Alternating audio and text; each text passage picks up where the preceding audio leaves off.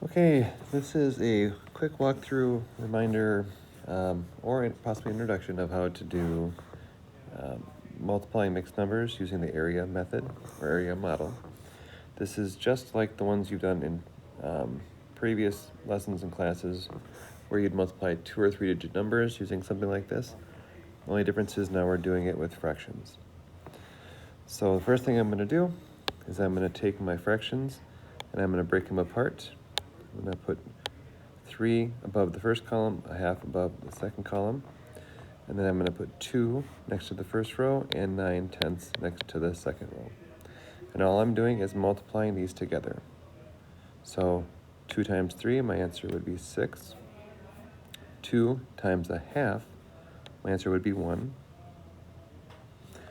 3 times 9/10 would be the same thing as 3 over 1, so that would become 27/10. And then finally, 1 times 9 is 9, and 2 times 10 is 20. And then the last portion of this, I am putting these pieces together. So I have a 6 and a 1, which right away I can see that's just going to be 7. And then I have to take that and I have to add 27/10 and 9/20. Obviously I can't add fractions unless I have a common denominator.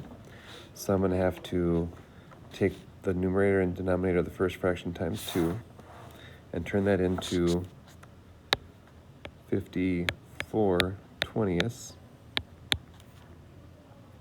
And then I can add those together. So 54 plus 9 is 63/20.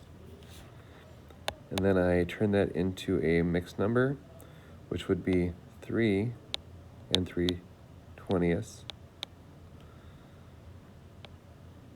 And then finally, I take that and add it to my 7 from before. So my final answer for this problem is going to be 10 wholes and 3/20.